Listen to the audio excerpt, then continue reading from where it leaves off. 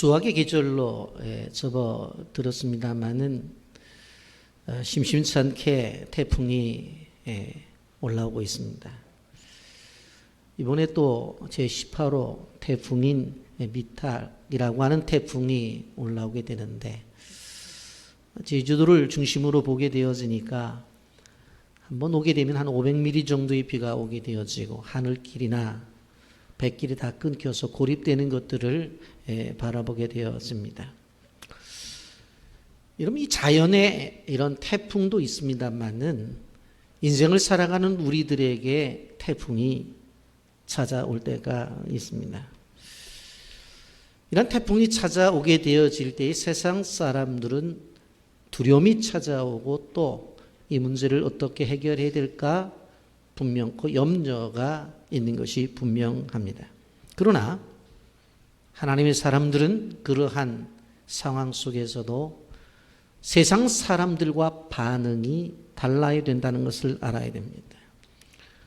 어떠한 폭풍이 우리에게 찾아온다 할지라도 그리스도인들은 담대함이 있어야 되고, 그리고 그 안에 하나님이 주신 내적인 기쁨은 절대적으로 상실해서는 안 된다라고 하는 것입니다.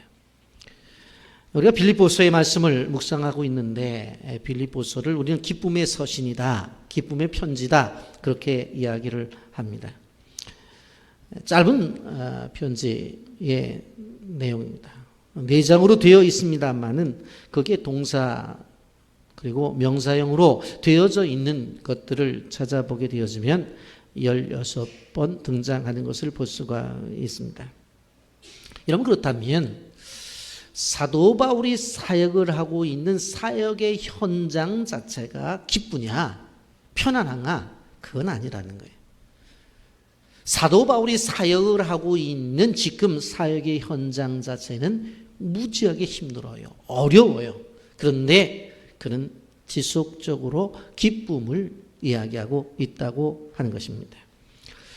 오늘 3가지를 좀 생각해 보려고 하는데, 첫째로 사도 바울의 위기적 요소 가운데 첫 번째는 환경의 위기라고 하는 것이고, 두 번째로는 인간관계 속에서 나타나는 위기고, 세 번째로는 죽음의 위협이 그에게 있었다고 하는 이 3가지를 가지고 오늘 말씀을 통해서 은혜를 나누고자 합니다.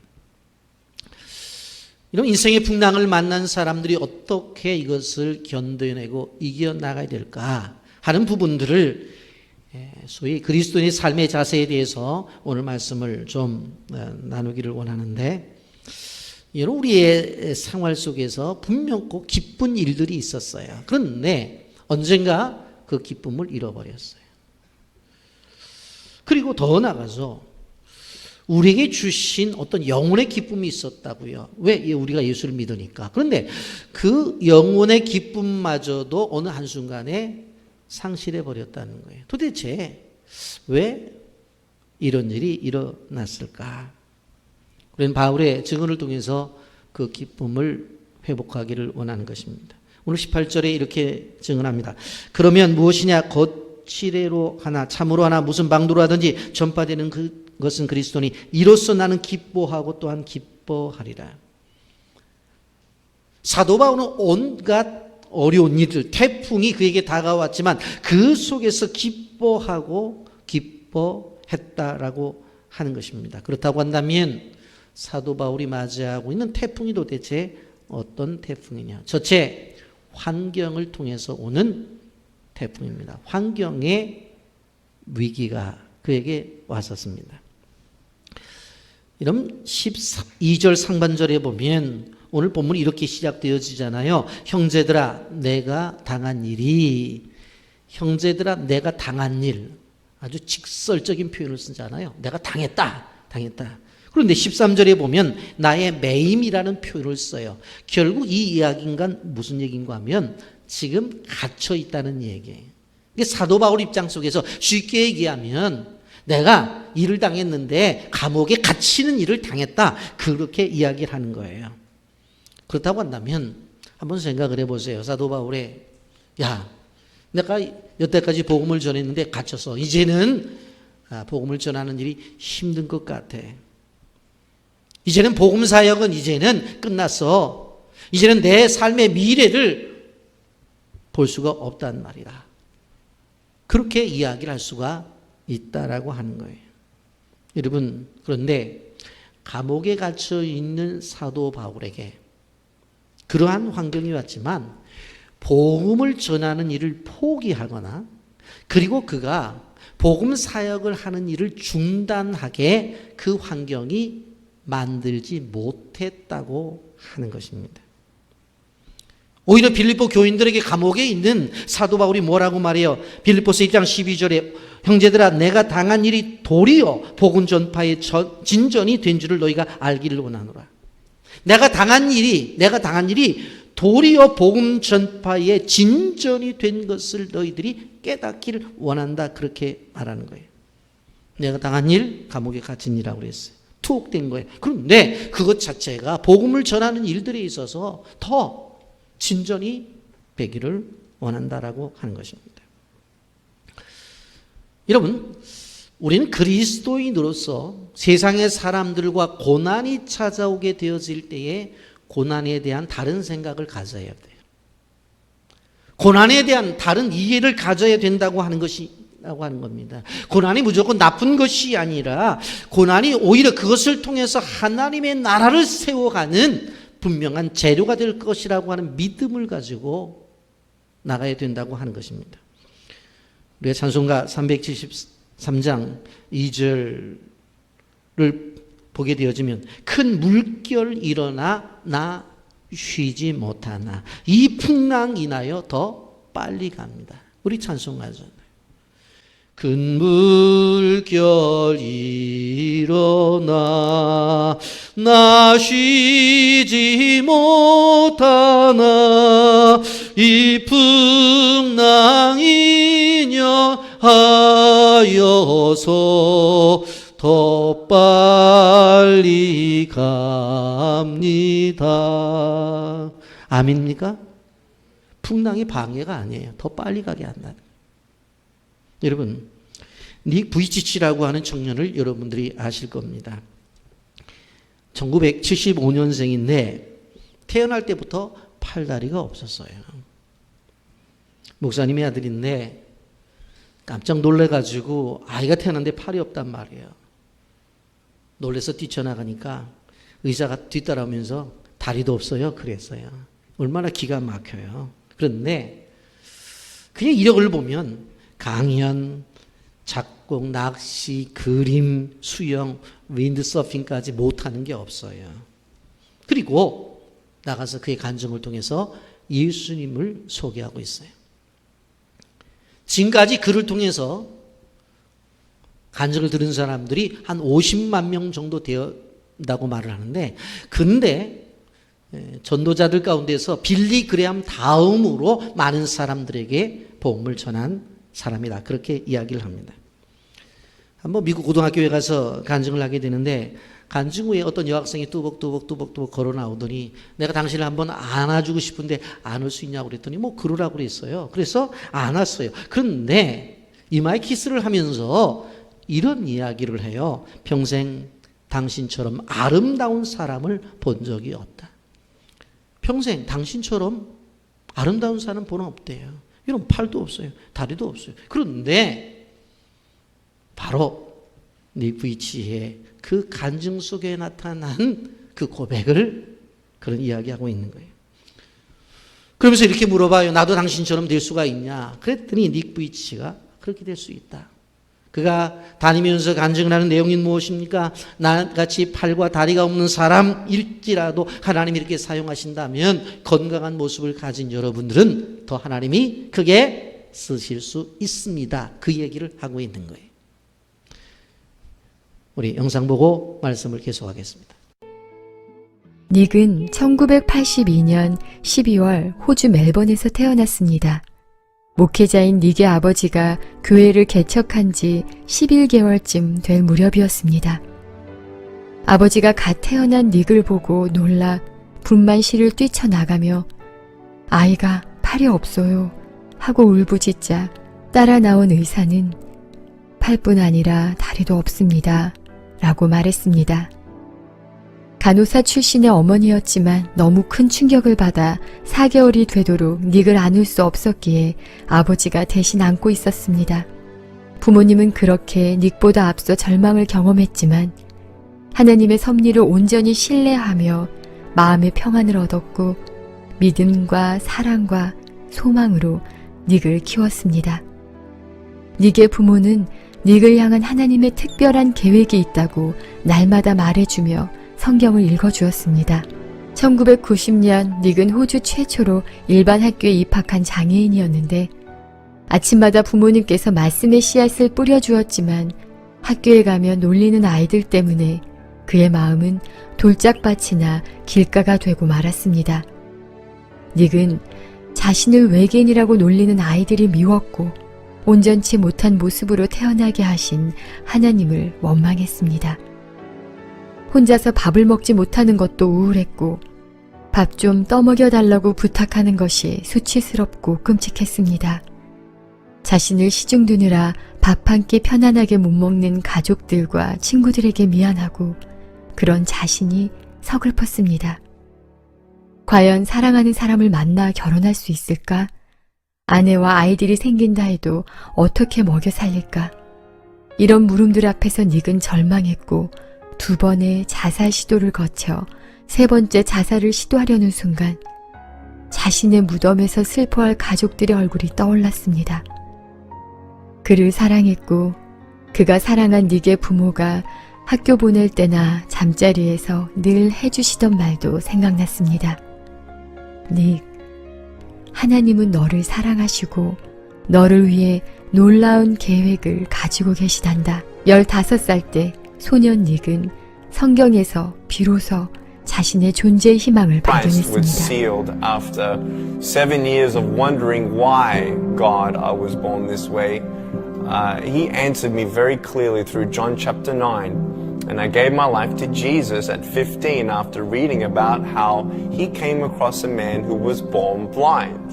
And I'm like, hey, hold on a second. This looks interesting. And no one knew why he was born that way. I'm like, perfect. So I read on, and in verse 3 of the 9th chapter, Jesus said, it was done so that the works of God would be revealed through him. And I'm like, wow, God, if you had a plan for the blind man, you do have a plan for me. And that was the beginning of my personal relationship with Jesus. 어느 날 닉의 강연을 듣던 한 10대 소녀가 닉에로 다가와서 울면서 한번 안아봐도 돼요? 라고 물었습니다. 소녀는 닉을 꼭 끌어안았습니다. 그리고는 지금까지 그 어느 누구도 자신의 모습이 예쁘다고 말해주는 사람이 없었다고 말하며 하지만 닉이 지금까지의 자신의 삶을 완전히 바꿔놓았다고 고백했습니다. 그로 인해 그 여학생의 인생이 변했고 닉의 인생도 한 번 더 변했습니다. Transformed forever. That was when I knew I was called to be a worldwide evangelist. Today, do not leave here unchanged. Leave here unchanged. You don't know what God can do with your broken pieces until you give God your broken pieces. No saben qué And I want you to know when you fall down, God's grace is sufficient. God's hand will come down and pick you up. And give you the strength to get back up. In the first 7 years of ministry, God opened up doors for me to speak 2,000 times across 44 countries on 6 continents, from university campuses, 40,000 students in China, to India, where we're talking to sex slaves, to crowds in the jungle of India, 110,000 people, down to Indonesia and all of Southeast Asia, to speaking at congresses of nations like Colombia and Costa Rica, where you see the leaders of that nation commit that country to the Lord Jesus. To Korea and speaking into the next generation about depression and suicide, and to Eastern Europe, where we did Serbia, Slovenia and Croatia. Then doors in the Middle East, the message of hope was spread throughout the whole Arab world. That is God. And we know We've just begun. By the grace of God, we have seen face to face 500,000 souls say yes to Jesus and be plugged into a local church. As crazy as it sounds, our goal at Life Without Limbs Ministry is to preach to every single soul on the planet. 7 billion people. God is good. And all the time. All right. My story is a story of redemption. Help us share it with the world so that others would be free. 우리가 생각해 보기에는 팔다리 없는 것이 복음의 장애가 될 거라고 생각할지 모르지만 그러나 그것 자체가 복음의 진보가 된 것이 우리 VGC의 인생이었습니다. 여러분, 우리는 빌리보스를 통해서도 그 사실을 알 수 있어요. 13절 이렇게 보면 이러므로 나의 매임이 그리스도 안에서 모든 시대의 안과 그 밖의 모든 사람에게 나타났으니 그렇게 말을 해요. 나의 매임이 그리스도 안에서 모든 시대의 안과 그 밖의 모든 사람에게 나타났다. 여러분, 여기서 시대는 로마의 황제를 지키고 있었던 지금의 청와대와 같은, 그리고 그 청와대 안에 경호실과 같은 그러한 장소입니다. 근데 그 안에 갇혀 있는 거예요. 근데 그것을 통해서 오히려 복음을 전하는 놀라운 계기가 되었다고 하는 것입니다. 당시에 왕후 감옥을 지키고 있는 사람들은 바로 보초가 4명이었는데 바로 하루에 사교대를 했으니 바로 16명을 만납니다. 물론 동일한 사람들이 이제 지키겠습니다만은 사람의 숫자로 계산한다면 한 달이면 바로 480명을 만나게 되어지고 1년이면 5,840명, 그리고 감옥 속에 2년 동안 있었으니까 실질적으로 680명이 이제 만나게 된 것을 볼 수가 있습니다. 그렇게 그 수많은 사람들과 만남 속에서 사도 바울은 끊임없이 그 사람들에게 복음을 전했던 것입니다. 똑같은 옥중서 지인 골로새서에 가보면 골로새서 4장에 사도 바울이 옥중에 갇혀서 편지를 쓴 편지의 내용이 있습니다. 여러분, 만약에 억울하게 이렇게 사도 바울처럼 옥에 갇혔다고 한다면 어떻게 편지를 쓰겠어요? 제가 만약에 복음을 전하다가 이렇게 옥에 갇혔다고 생각해 보세요. 제가 사랑하는 아내와 우리 자녀들에게 편지를 쓰거나 아니면 우리 성도들에게 편지를 쓸 때 어떻게 편지를 쓰겠어요?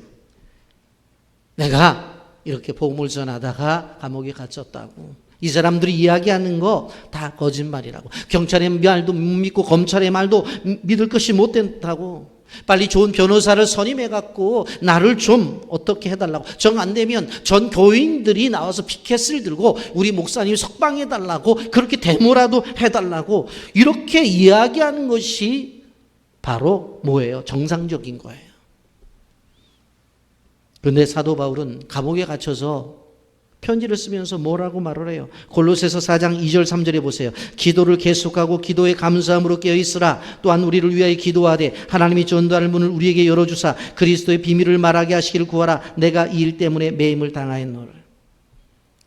감옥에 앉아 있는 사도 바울을 위해서 기도하라는 것 이해가 돼요. 그런데 뭐라고 말을 해요? 다른 거 기도하지 말고 전도할 문을 열어달라고 기도하라는 거예요. 이 일을 위해서 내가 감옥에 들어왔다는 거예요.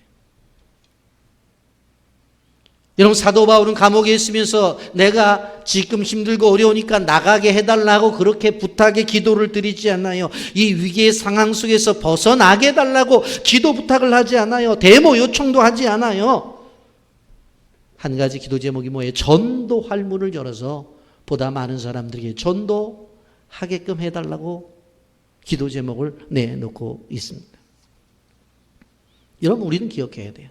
내가 어떠한 상황이 되었든지 간에 그 상황 속에서 복음 전도자로서의 사명을 잘 감당해야 된다고 하는 분명한 생각을 가지고 우리가 현실 이해를 할 때에 그것이 하나님 마음에 든다고 하는 거예요.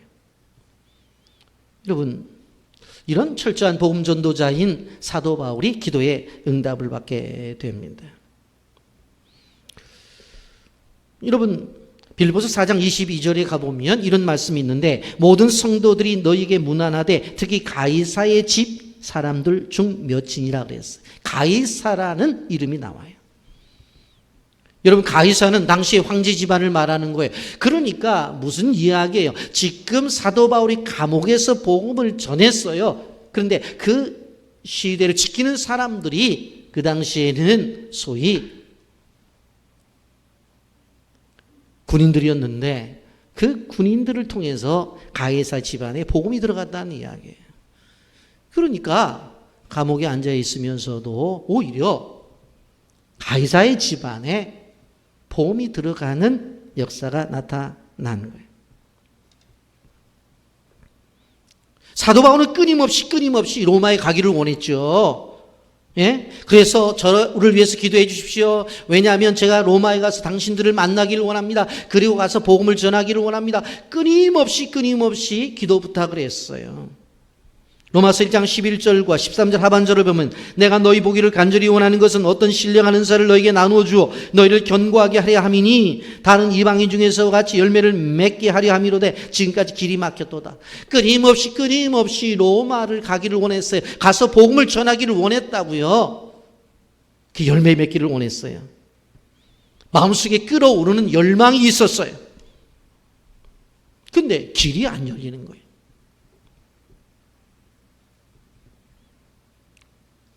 근데 길이 안 열렸다고 사도 바울이 포기했느냐? 그게 아니라는 거예요. 로마에 가지 아니했다고 사도 바울이 실패했느냐? 그러면 로마에 가지 못했다고 해서 사도 바울이 무능한 사람이냐? 그런 게 아니라는 거예요. 길이 막혔는데도 분명한 뜻이 있었어요. 그래서 그가 생각을 하는 거예요. 내가 끊임없이 기도를 하는데도 불구하고 길을 열어주시지 않는 것이 도대체 왜 그런가? 그렇다고 한다면 분명히 나에게 주신 분명 그 로마 교회를 향한 하나님의 뜻이 있으니까 편지라도 써서 보내자 하고 편지를 쓰기 시작한 거예요. 여러분, 여기 놀라운 하나님의 역사가 있는 거예요. 그게 로마서예요. 로마서. 만약에 그가 가고 싶다고 기도했을 때 하나님께서 알았다. 네가 복음을 전하려고 하니까 요즘 말로 말하면 어떻게 가기를 원하느냐. 내가 배편 마련해 줄게. 배 타고 건너가. 그리고 길을 열어주었다고 한다면 로마서는 안 나왔어요. 사도 바울 입장 속에서 어떠한 일이 벌어진 거예요? 그렇게 끊임없이 기도하고 끊임없이 하나님 앞에 부르짖어 기도했는데도 로마로 갈 길이 막혀져 있는 거예요. 그래서 하나님 주신 복음을 로마에 있는 교회에게 보내야 되겠다고 하는 분명한 생각을 가지고 그가 생각해낸 것이 편지였어요. 그런데 그것이 후대에 로마서가 되어서 오늘날 우리에게 읽혀지고 있는 거예요. 어떤 성경학자는 이런 얘기를 했어요. 로마서가 없는 신약 성경은 생각해 볼 수도 없다. 그러다 한다면 끝내 사도 바울이 로마에 못 갔느냐? 아니에요. 하나님이 끝내는 그를 로마에 보내줘요. 근데 그 과정을 보면 재미가 있어요. 어느 날 체포를 당해요. 그리고는 체포를 당한 상태 속에서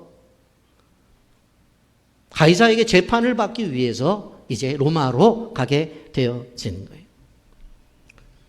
이게 우연한 사건이냐? 아니에요. 생각을 해보세요.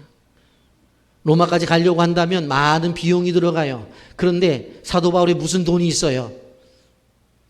그 재판받기 위해서 로마까지 국가가 돈을 줘서 그를 데리고 가는 거예요. 그리고 당시에 사도 바울이 죽기 전에는 나는 절대로 죽지 않겠다고 하는 사도 바울을 테러하려고 하는 사람들이 엄청나게 많이 있었어요. 그리고 그가 혼자 가다가 죽임을 당할 수도 있잖아요. 그런데 이제는 어떻게 되어져요? 재판을 받기 위해서 어떻게 되어져요? 호송하는 사람들이 그를 지켜주고 있잖아요, 지금. 죄수의 몸이니까 재판을 받아야 되니까 주변의 사람들이 국가의 공무원들이 지켜주잖아요. 그러니 얼마나 안전하게 로마로 가고 있느냐는 거예요. 여러분, 우리가 기억해야 될 것이, 생각해보면 이 모든 것이 하나님의 은혜요, 하나님의 응답이라고 하는 거예요. 여러분, 성도들이 우리의 삶 속에서 끊임없이 기도하고 하나님 앞에 부르짖을 때에 제대로 응답이 되어지지 않아요. 고난만 와요. 그런데 우리는 그 고난 속에서 하나님의 응답을 찾아내야 돼요. 최악의 환경이라 할지라도 그 속에 하나님의 사랑이 담겨져 있어요. 그 속에 하나님의 응답이 있어. 이것이 영적인 신비라고 하는 사실을 기억해야 돼요. 그런데 이것을 왜 못 깨달아요? 믿음을 가지고 있는 사람만 이걸 깨달아 알 수가 있는 거예요. 여러분의 환경이 너무 어렵습니까? 믿음의 눈을 크게 뜨세요. 그리고 하나님께서 우리에게 주시는 신비한 것을 볼 수 있도록 하나님 앞에 기도하시라고 하는 거예요. 그 속에 하나님의 은혜가 담겨져 있어요. 여러분, 저는 말씀 묵상하면서 요셉의 인생을 한번 생각해 봤습니다. 요셉이 어렸을 때에 채색 옷을 입고 집안에서 형들보다도 아버지 야곱으로부터 무지하게 귀하게 여김을 받았잖아요. 근데 형들이 그걸 보고 미워해가지고 아버지 심부름으로 왔었을 때 그를 팔아요. 근데 여러분들이 잘 아시다시피 보디발의 집에 팔려갔는데 너무 요셉이 잘생겨가지고 보디발의 아내가 유혹을 할 때 그걸 뿌리쳐요. 결국 어디에 들어가요? 감옥에 들어가잖아요. 이제 감옥에 들어가는데, 감옥에 들어가서 정부 고위 관리를 만나요. 하나는 떡 맡은 관원장과 하나는 술 맡은 관원장을 만나게 되어지는데, 그들이 어느 날 꿈을 꿨는데 꿈 해석을 해주잖아요. 기가 막힌 거예요. 그러니까 이들이 뭐라고 말하냐면, 우리가 나가게 되어지면 당신의 억울함을 풀어서 당신이 이제 감옥에 나오는데 도와주겠다고 얘기를 해요. 그런데 떡 맡은 관원장은 죽고 술 맡은 관원장이 이제 감옥에서 나오게 되어져요. 요셉이 얼마나 기대를 했겠어요. 자기 억울함을 다 호소했잖아요. 사실 내가 잘못한 게 없고, 그 주인마님이 그러는데 내가 뿌리쳤는데 뭐 내가 잘못했다고 이 감옥 속에다 집어넣었다고. 그 얘기를 들으니까 얼마나 기막혀요. 그래서 나가면 내가 그 얘기 다 왕이가 얘기해서 당신의 무죄함을 입증해주고 당신을 이제 출소시켜주겠다. 다 얘기가 됐는데, 나간 다음에 한 달이 돼도 소식이 없고, 두 달이 돼도 소식이 없고, 1년이 돼도 소식이 없고, 소식이 없는 거예요. 어떻게 보면 요셉이 낙심할 수도 있었을 거예요. 그런데 우리는 이 요셉의 인생의 과정 속에서 중요한 한 가지를 발견할 수 있습니다. 그게 뭔가 하면 창세기 41장 46절이에요. 거기에 뭐라고 말해요? 요셉이 애굽 왕 바로 앞에 설 때에 30세라 그랬어요. 몇 살이라고요? 30세. 여러분, 애굽은 젊은 인재들을 등용하는 데에 나이가 30세가 마지노선이에요. 30세가 돼야 그가 일을 할 수가 있어요. 그런데 실질적으로 꿈을 해석해 준 것은 언제예요? 2년 전의 일이에요. 그럼 만약에 한번 생각을 해 보십시다. 여러분, 꿈 해석해 줬어요. 그 술 맡은 관원장이 너무나 고마우니까 나가서 왕에게, 제가 감옥 속에 있었는데 이런 일이 있었습니다. 정말로 억울한 사람이 하나 들어 있습니다. 그래? 그거 해방시켜 줘야지. 출소시켜 줘야 되지. 죄도 안 지었는데. 만약에 그래서 감옥에 나왔다고 가정을 해 봅시다. 그러면 그가 애굽에 아는 사람도 하나도 없는데 어딜 가야 돼? 고향 땅에 가야지. 그러면 야곱의 입장 속에서 보면 죽었던 아들이 살아와서 너 도대체 어떻게 된 거냐? 그러면 요셉이 얘기했죠. 아버지, 사실은요, 아버지 심부름 갔는데요, 형들이 나 팔아가지고 내가 보디발의 집에 가서 거기서 열심히 청소했는데 이런 일이 있어가지고 감옥에 있었어요. 그럼 야곱이 성질이 보통이 아니다. 가만히 있겠어. 이놈들 봐라 하고 어떻게 했을까요? 형제들, 그 자식들의 칼부림이 났을 거예요. 근데 하나님은 요셉을 들어 쓰기 위해서 어떻게 해요? 술 맡은 관원장이 은혜 받은 걸 잃어버리게 만들어. 생각도 못해. 그러다가 나중에 가서 어떻게 되어져요?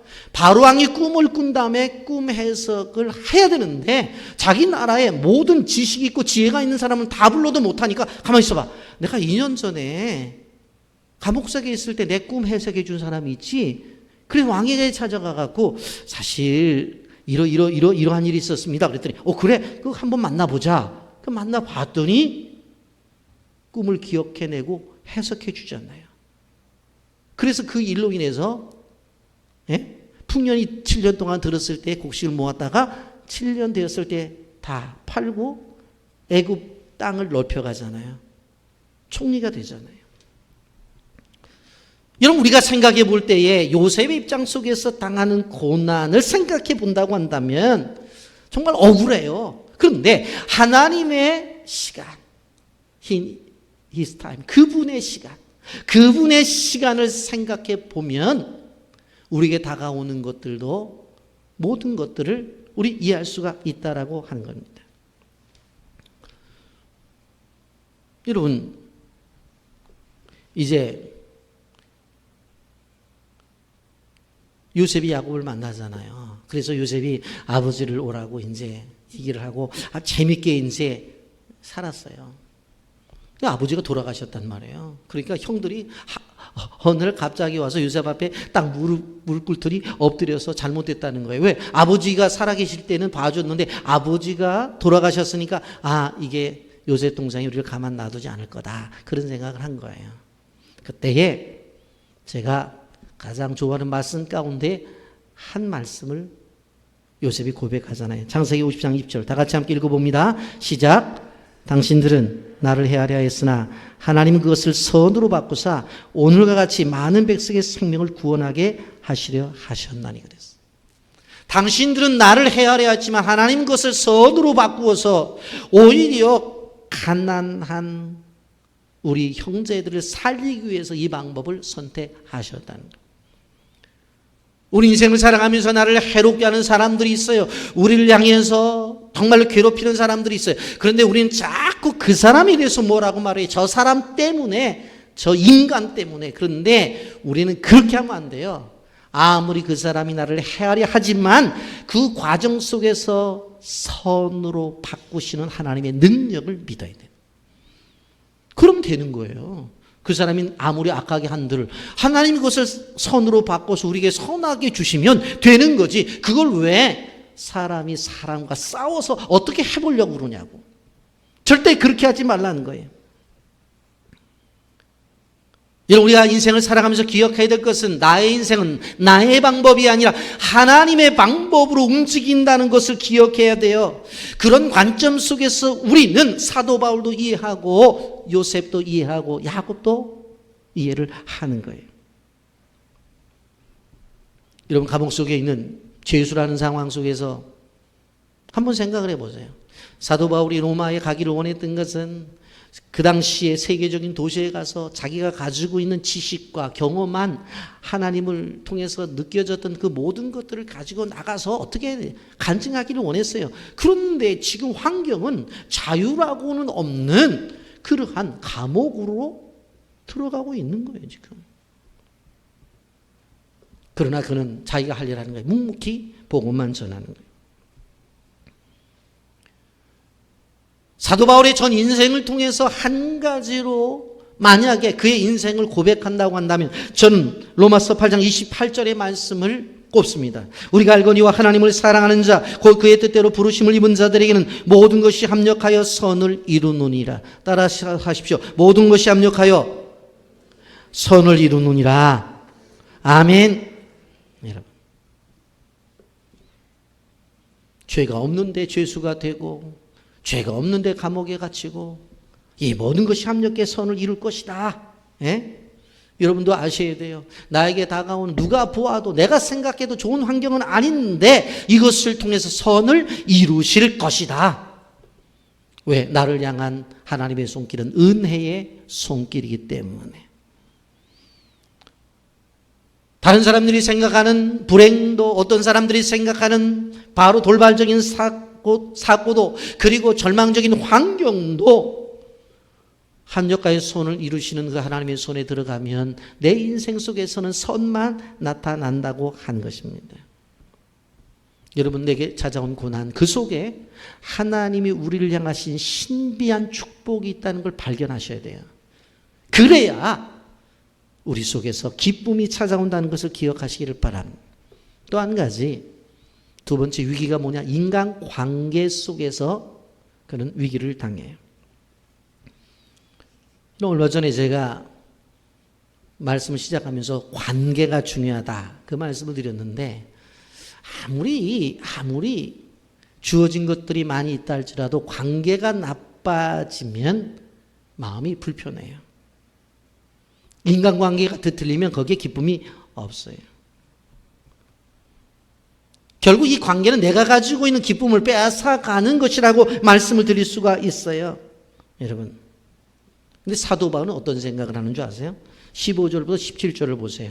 어떤 이들은 투기와 분쟁으로, 어떤 이들은 착한 뜻으로 그리스도를 전파하나니 이들은 내가 복음을 변증하기 위해 세무심을 받은 줄 알고 사랑으로 하나 그들은 나의 매임에 괴로움을 더하게 할 줄로 생각하여 순수하지 못하게 다툼으로 그리스도를 전파하느니라. 이 얘기가 그 얘기예요. 아유, 저 집사가 이번에 2명 전도해서 나는 봐라 3명 하지. 저 집사가 5명 해서 아이고 나는 10명 하겠다. 아이고 저 권사가 이번에 10명 전도를 했어. 나는 20명 하겠다. 그렇게 싸우고 있다고. 근데 싸우고 있는 하나님 웃어요. 그래. 어떠한 상황이 되어지는지 간에 복음이 증거되면 그것은 기쁜 일이다. 그렇게 생각을 하는 거예요. 그냥 서로를 인정해 주는 거예요. 서로를. 그러면서 복음 증거가 중요하다는 거예요. 내가 지금 현재 감옥에 들어와 있으니까 잘 됐다. 사도 바울이 감옥 속에 들어갔어. 그 전에는 내가 인정을 받지 못했는데 복음 전도자 사도 바울이 감옥 속에 들어가니까 이때 감옥 속에 있을 때 내가 열심히 복음을 전도해서 하나님 앞에 인정을 받자. 그렇게 얘기를 했다고. 그랬더니 사도 바울이 감옥 속에서 그렇게 얘기하는 거예요. 아이고 그렇게 하시라고.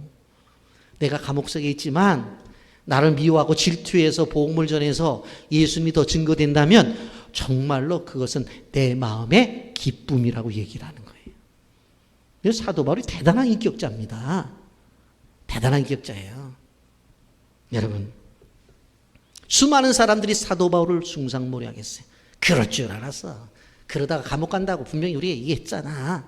저러다가 죽지 분명히 얘기를 해요. 그 사람들이 누구예요? 교회 밖에 있는 사람들이 아니에요. 교회 안에 있는 사람들이에요. 그런데도 인간관계의 뒤틀림 속에서 나타나는 일들도 사도 바울은 소화하고 이해하는 거예요. 본문 18절에 이렇게 말하잖아요. 그러면 무엇이냐? 거칠이로 하나 참으로 하나 무슨 방도로 하든지 전파되는 것은 그리스도니 이로써 나는 기뻐하고 또한 기뻐하리라. 그래? 내가 감옥 속에 있다고 해서 더 열심히 전도해? 전도하셔야 되지. 내가 감옥 속에 있어서 손발을 묶어놨다고 해가지고 더 열심히 하나님의 일을 하셔야지. 그러면서 기뻐하는 거예요. 우리 같으면 하나님 빨리 나가서 내가 해야 되지. 너무 괴롭습니다. 그럴 텐데 사도 바울은 그렇지 않아요. 그 속에서 기뻐하고 있어요. 그리스도의 심장을 가지고 모든 시선들을 사용하고 있다고 하는 거예요.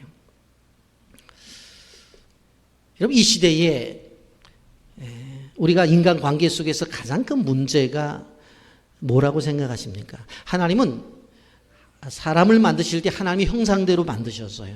그 하나님의 형상대로 만들었을 때에 하나님이 요구하신 것은 뭐냐면 사랑하라고 하셨어요. 사랑하라. 그러니까 우리 가족 관계 속에서 남편과 아내가 사랑하라고 거기에 사랑의 결과라고 자녀들이 낳고 그래서 서로 사랑하잖아요. 그 관계가 가정이라는 울타리를 벗어나서 끊임없이 사랑해야 되거든요. 그런데 이 시대의 문제는 뭐냐면 사랑의 대상이 사용의 대상이 되어져 버렸어요.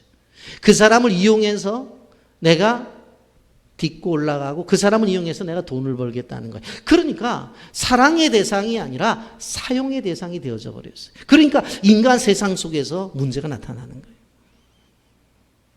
그럼 한쪽에서 그러면 다른 사람은 또 가만히 있습니까? 똑같이 하지. 그런데 그렇게 사용을 하다가 어떻게 해요? 그 사람이 쓸모가 없으면 그 사람 버려버려요. 사망으로 던져버려요. 이게 우리가 살아가는 세상의 문제예요. 그런데 사도 바울은 그렇지 않다니까. 자기를 미워해도 어떠한 사랑의 대상이 되어지는 거예요. 그래서 기쁨이 있는 거예요. 사랑하러 간 대상을 사용하고 그 사용하다가 쓸모없으면 던져버리는, 사망으로 던져버리는 그러한 인간관계 속에서 우리가 기억해야 될 것은 무엇인가 하면 하나님의 나라라고 하는 큰 틀 앞에서 하나님의 뜻이 이루어지는 것들을 바라보며 기뻐하며 즐거워하며 나가야 된다고 하는 것입니다. 이렇게 전도를 하면서 우리가 생각해 보면 어떤 이들은 투기와 분쟁으로 어떤 이런 착한 뜻으로 그리스도를 전파한다고 했어요. 그러면서 18절에서 그러면 무엇이냐 거칠이로 하나 참으로 하나 무슨 방도라든지 전파되는 것은 그리스도니 이로써 나는 기뻐하고 또한 기뻐하리라고 그랬어요. 어떤 사람들은 그런 얘기를 해요. 아, 전도운을 발련을 받아야 전도를 할 게 아니냐. 어떤 분들은 그래도 다른 사람들 앞에서 인격적으로 훌륭해야 전도를 할 거 아니냐.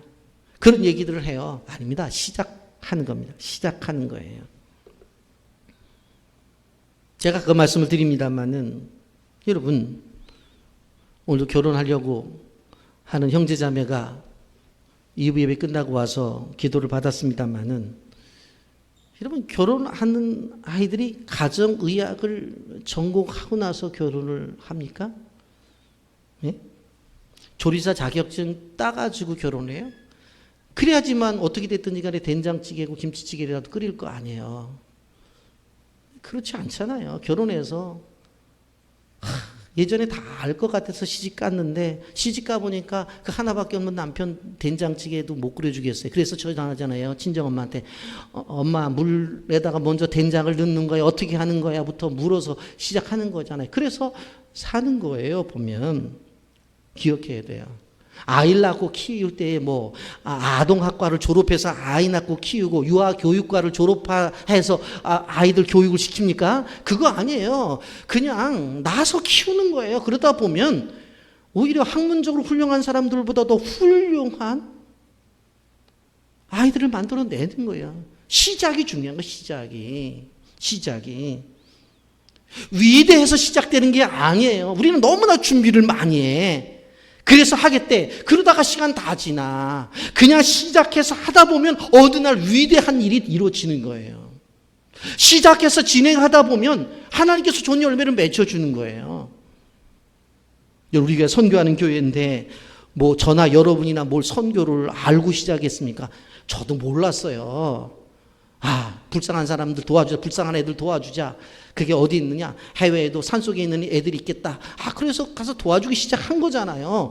그러다 보니까 그것이 30년 가까이 됐고 우리 교회가 선교적인 대표적인 교회가 되고 저도 그렇게 하다가 보니까 이것이 잘 알게 돼서 강의도 나가고 그러는 거잖아. 시작하게 되어지면 어느 한순간에 위대한 사람이 되어지는 거고 시작하다가 보면 어느 날 크게 열매를 맺는 거예요.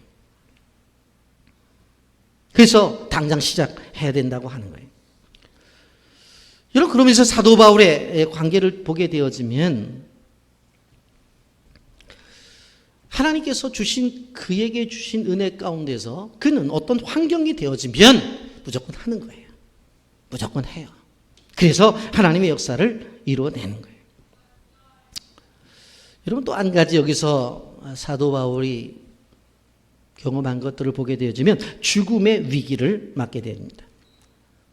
빌립보서 1장 20절 말씀입니다. 나의 간절한 기대와 소망을 따라 아무 일이든지 부끄러워하지 아니하고 지금도 전과 같이 온전히 담대하여 살든지 죽든지 내 몸에서 그리스도가 존귀하게 되게 하려 하나니랬어. 살든지 죽든지 내 몸에서 그리스도가 존귀하게 되기를 원한다. 우리는 천국을 소망하며 살아가는 사람들입니다만은 이 죽음의 문제가 다가오게 될 때 두려움이 있는 것들을 바라보게 되어집니다.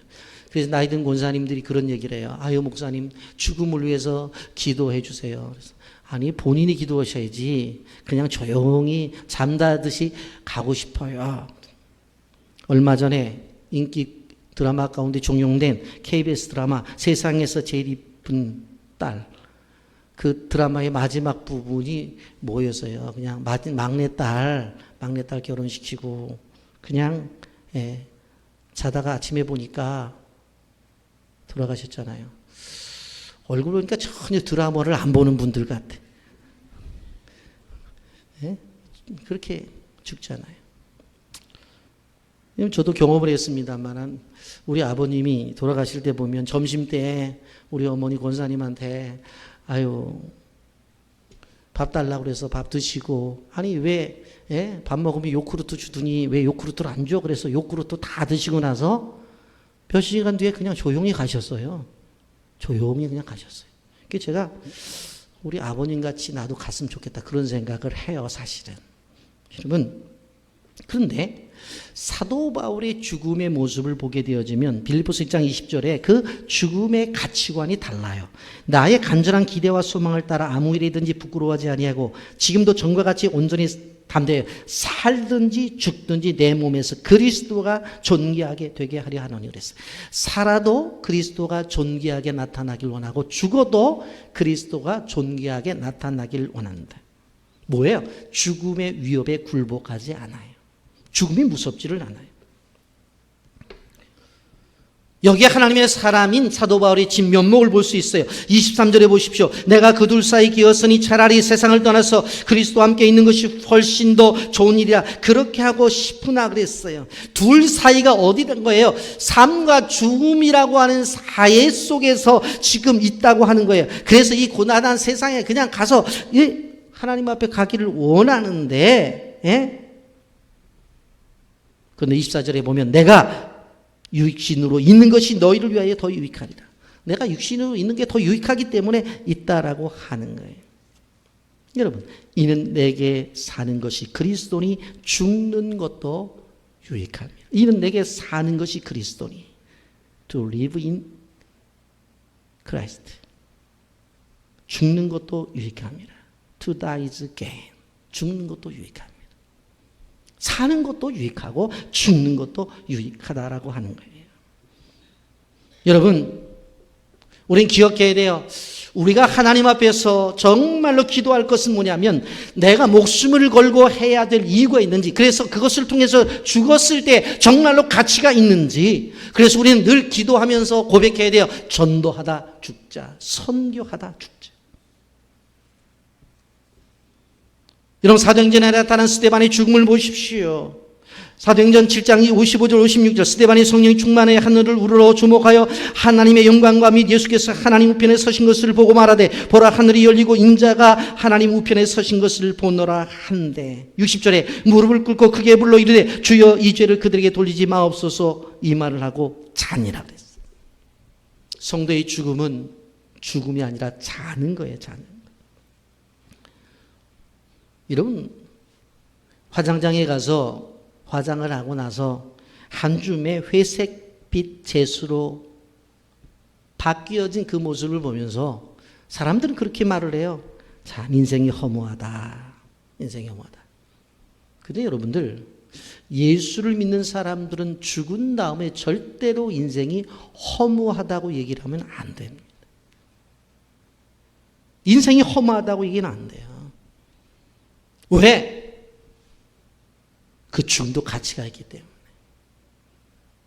우리가 세상을 살다가 하나님의 때가 되어서 죽으면 어떻게 되어져요?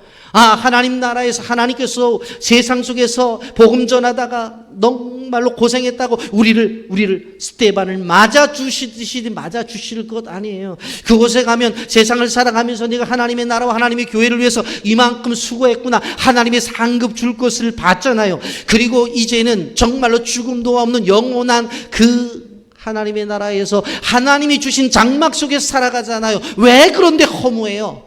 그렇기 때문에 예수를 믿는 사람들은 죽음 앞에 놓고 죽어서도, 장례식장에 가서도, 더 나가서 화장장에 가서도 허무하다는 얘기를 하면 안 돼요. 뭐라고 얘기돼요? 아유, 권사님 정말 이 땅에 계실 때 고생했는데 주님이 기뻐 받으시겠네. 아, 얼마나 좋을까? 영감님 일찍 돌아가셔서 혼자 살았는데 아이고 주님이 가슴에 콕 품어주셨으니 따뜻했겠다. 뭐 그렇게 얘기를 해야 되지. 야, 지상에 계실 때 야, 정말 얼마나 일을 많이 하셨어. 부엌 봉사도 많이 하고 교회 쓰레기도 그렇게 많이 치우고, 야, 하나님이 상급을 주셨는데 몇 돈짜리 금으로 만든 멸류관을 주셨을까? 내가 볼 때는 한 30kg 될 거야. 그 무거워서 쓸 수 있을까? 그런 얘기 해야 되지. 예? 그게 정상적인 그리스도인이 가져야 될 사고예요. 죽음은 허무한 게 아니에요. 죽음은.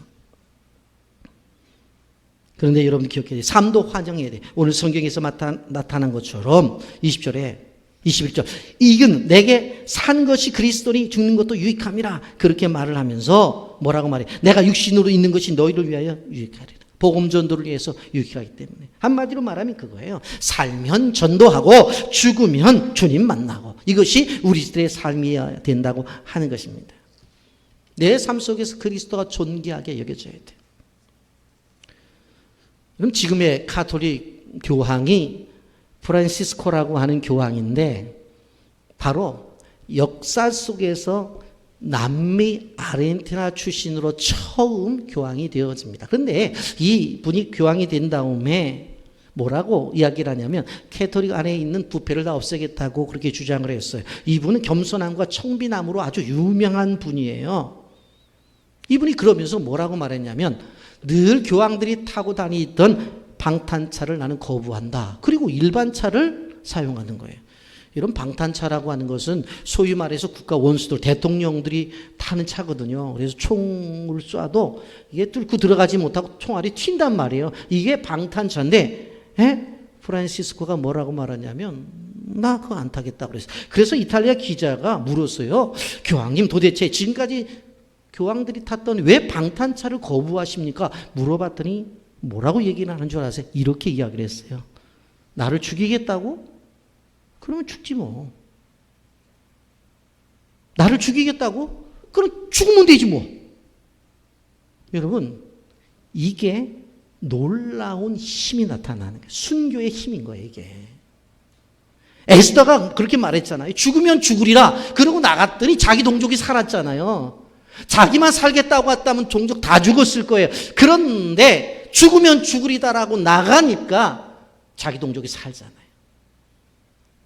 사도 바울이 사도행전 20장 24절에 뭐라고 말해? 나의 달려갈 길과 내 주 예수께 받은 사명 곧 하나님의 은혜의 복음을 증언하는 일을 마치려면은 나의 생명조차 조금도 귀한 것으로 여기지 아니하니라. 이것이 순교 정신이고 이것이 선교 정신이에요. 여러분, 고린도전서 15장 55절 57절 사망 안에 쏘는 것이 어디 있느냐 그렇게 말하잖아요. 세상 사람들이 가장 두려워하고 있는 사망을 향해서 사망 선고를 하고 있는 것을 볼 수가 있어요. 우리 주 예수 그리스도로 말미암아 우리에게 승리를 주시는 하나님께 감사한다. 죽음도 그리스도인을 협박할 수가 없습니다.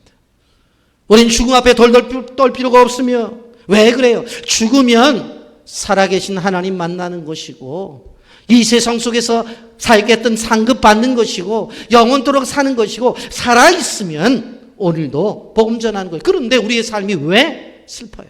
기쁘지?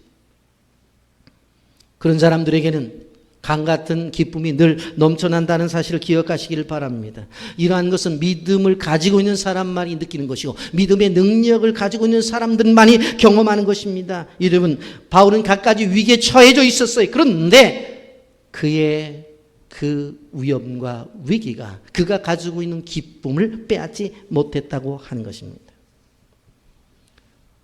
인생이 해석이라고 그랬죠. 신앙도 해석입니다. 내가 가지고 있는 환경을 어떻게 해석하느냐에 따라서 그 사람이 기쁨이 있을 수 있고 불평과 불만이 있을 수 있다고 하는 것을 볼 수가 있습니다. 오늘 이 세 가지를 생각해 봤어요. 사도 바울은 환경에서도 위기가 있었고 관계 가운데서도 위기가 있었고 심지어는 죽음이 다가오는 그런 위험 속에 있었어요. 그러나 그럼에도 불구하고 그의 마음 속에 있는 기쁨을 빼앗지 못했다고 하는 것입니다. 그래서 18절 후반절의 말씀처럼 이로써 나는 기뻐하고 또한 기뻐하리라. 꼭 기억하시길 바랍니다. 이 어려운 세상 속에서 사도 바울처럼 환경 때문에 기쁨을 빼앗기지 말고 믿음으로 기쁨을 소유하시면서 어려움을 이겨내 가시기를 예수님의 이름으로 축복합니다. 아멘.